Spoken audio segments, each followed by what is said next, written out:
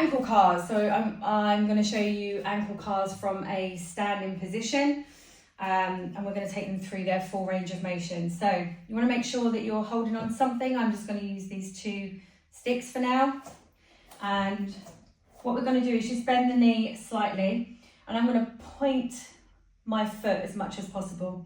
Okay, so I'm bringing my ankle into plantar flexion. So what I'm going to do is start to draw a big circle with my toe, with my big toe.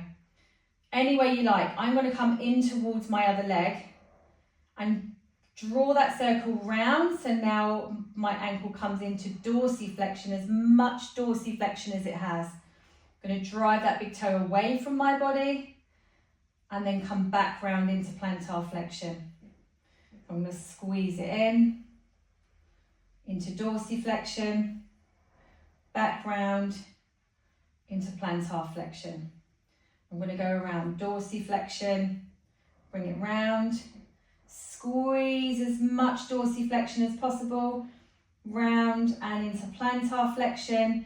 I'm then going to reverse and come back the way. So I'm going to go back round, dorsiflexion, bring my big toe in towards the other leg, round into plantar flexion, all the way around again, dorsiflexion, and round into plantar flexion. Now, if I show you just from a different direction, you can also do these. If you find the shin bone is getting involved a bit with your ankle car, so if the knee stuff or the hip stuff is getting involved as well, you can take your leg straight, lock the knee out.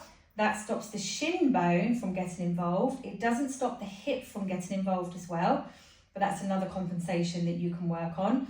And we can do them this way. So I'm going to bring my ankle to dorsiflexion,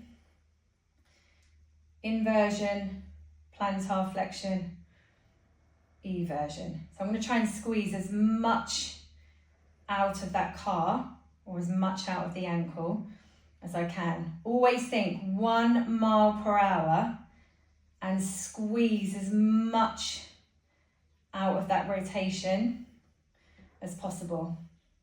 I'm going to do about 3 in one direction, and then I'm going to reverse and do 3 in that direction. Okay, so that's your ankle cars.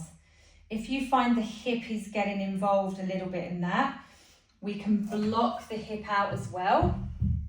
You can either pop a block between your leg and do your car that way, and you can do it again with a bent leg as well.